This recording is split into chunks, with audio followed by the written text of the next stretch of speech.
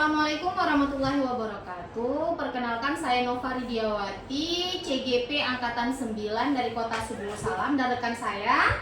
Ya, perkenalkan, nama saya Khairul Nisa. Saya dari SMA Negeri Unggul Subulu Salam, profesi guru PJOK. Ya, baiklah, di sini kita akan melakukan praobservasi. Adapun tujuan kita melakukan praobservasi ini yaitu untuk mengetahui dan mengevaluasi proses pembelajaran yang nantinya akan Ibu lakukan di dalam kelas. Nah, sebelumnya saya ucapkan terima kasih Ibu karena telah bekerja sama untuk menjadi supervisi akademik di kelas nantinya. Nah, baiklah Bu, sebelumnya yang ingin saya tanyakan, kira-kira materi apa yang nantinya akan Ibu sampaikan di kelas? Oke, untuk semester 2 saya akan menyampaikan materi tentang kebugaran jasmani. Kebugaran jasmani ya Bu ya. Nah, kira-kira itu di kelas berapa Ibu? Ya, itu akan saya laksanakan di kelas 11 MIPA 1 pada jam pertama 7.30 sampai jam 9.30. 7.30 sampai jam 9.30 khususnya di jam pagi Bu ya. Iya. Nah, tadi materi yang akan Ibu sampaikan yaitu kebugaran jasmani. Nah, tentunya di dalam materi kebugaran jasmani itu punya tujuan-tujuan pembelajaran tertentu. Kira-kira Bu, tujuan pembelajaran apa yang nantinya akan Ibu sampaikan? Iya, untuk kebugaran jasmani saya harapkan anak-anak mampu mempraktekkan kebugaran jasmani itu dengan baik dan benar. Ya, selanjutnya anak-anak mampu menerapkan sifat jujur, disiplin, kerjasama, tanggung jawab, dan sportivitas. Ada sportivitas ini ya Iya. tadi ya. Nah, berbeda seperti materi-materi yang lainnya ataupun pembelajaran yang lainnya. Iya. Di sini yang saya sangat menarik gitu ya. Ada sportivitas gitu ya. Artinya anak-anak harus sportif dalam menjalankan aktivitas apa yang nanti akan Ibu sampaikan gitu Iya. ya. Nah, dari beberapa tujuan yang telah Ibu sampaikan tadi, tentunya punya strategi Bu ya. Nah, kalau kita masuk di kelas itu punya strategi ataupun langkah-langkah yang akan kita lakukan. Kira-kira seperti apa itu Bu? Ya, untuk pembelajaran PJOK sendiri, strategi yang pertama itu media.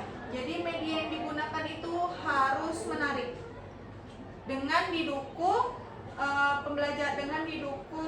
metode pembelajaran. Jadi saya menggunakan metode pembelajaran diferensiasi konten dan sosial emosional. Iya, diferensiasi konten dan sosial emosional. Iya. Nah, diferensiasi ini menarik Bu ya sebelumnya karena kita membebaskan kepada siswa gitu ya apa yang akan mereka tunjukkan ataupun apa yang mereka pilih gitu ya.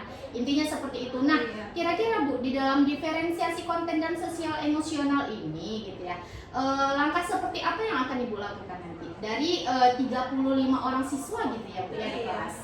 Jadi untuk diferensiasi sendiri atau metode pembelajaran, di sini saya akan membuat kelompok. Jadi anak-anak tidak bosan. Selanjutnya dibagi kelompok berdasarkan dengan jumlah. Jadi 35 saya bagi menjadi 5. Jadi dalam satu kelompok ada 7 orang di dalam. Ada 7 orang dalam setiap kelompok gitu ya. Itu di random atau seperti apa Bu? Itu dia random aja. Jadi anak-anak bisa sosial. Enggak si A sama si A, si B sama si B. Jadi mereka berbaur. Iya, berarti tidak ada circle tertentu Nggak gitu ada. Bu ya. Oke, nah menarik sekali Bu ya strategi yang akan Ibu lakukan di kelas. Kenapa? Karena ada diferensiasi konten dan sosial emosional ya. Dimana nantinya anak-anak itu akan ditumbuhkan kesadaran dirinya begitu ya. Bagaimana saat-saat dia melakukan, kalau dia malas mungkin nantinya akan kembali direfresh begitu Bu ya. Iya, benar. Nah, kira-kira Bu, di antara materi yang kebugaran jasmani ini, seperti apa nanti langkah-langkah yang ada di lapangan Bu? Tentunya nanti kita pasti ke lapangan Oh Bu, iya, ya. pasti dong. Nah, seperti apa itu Bu kira-kira langkahnya? Ya, untuk di lapangan sendiri seperti biasa baris 2 saf itu dipimpin oleh ketua kelas. Selanjutnya di absen, berhitung, berdoa. Setelah itu melakukan pemanasan dengan membentuk kelompok. Setelah itu anak dikembalikan lagi, dikumpulkan lagi untuk menyampaikan materi, mengulang materi yang di kelas biar tidak lupa, diulang kembali di lapangan. Setelah itu masuk ke materi kebugaran jasmani. masuk ke materi. Nah, berarti kalau yang dari saya tangkap tadi, selain di dalam kelas Ibu menyampaikan materi, berarti di lapangan Ibu akan mengulang kembali gitu ya, supaya tidak terjadi hal-hal ataupun tidak terjadi tujuan yang melenceng begitu Bu ya. Nah, kira-kira Bu, yang saya ingin tanyakan, kalau tidak terjadi pemanasan seperti apa itu Bu? Aduh, kalau tidak terjadi pemanasan, kalau di olahraga itu bahaya karena bisa-bisa anak cedera. Karena kalau di olahraga cedera ini harus kita hindarkan, jangan sampai ada cedera. Makanya lakukanlah pemanasan yang baik dan benar. Makanya penting pemanasan itu. Ya, di awal tujuan dari PJOK ini apabila terjun ke lapangan, dari yang saya tangkap setelah Ibu sampaikan, berarti harus diawali dengan pemanasan begitu Bu ya. Selain dari tadi ada berdoa, ada baris berbaris, kemudian di absen gitu ya. Intinya di awal pembelajaran itu dilakukan pemanasan supaya anak-anak tidak cedera pada saat melakukan inti dari materi begitu Bu ya. Nah, baiklah Bu, tadi sudah Ibu sampaikan tujuan pembelajarannya, sudah ada langkah-langkah pembelajarannya seperti apa, begitu Bu ya. Nah, nantinya kita lakukan di semester 2 Bu ya. Nah, kira-kira kalau di semester 2 nanti tepatnya di hari apa Bu, kalau kita akan melakukan supervisi gitu?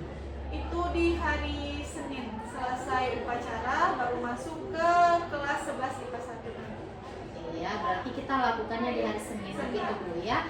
Tepatnya di jam pertama ya, karena ada jam upacara. Nah, baiklah Bu, semoga nanti supervisi akademik kita berjalan dengan baik tanpa ada halangan dan rintangan apapun. Dan sekali lagi saya ingatkan Ibu, jangan lupa RPP-nya karena itu sangat penting, rencana pembelajarannya yang akan dilakukan di dalam kelas. Seperti apa langkah-langkahnya sudah tertuang di dalam RPP, begitu Bu ya. Nah, jadi saya harap nanti di pembelajaran semester 2 berjalan dengan baik dan lancar. Apa yang Ibu harapkan tersampaikan dengan baik gitu Bu ya.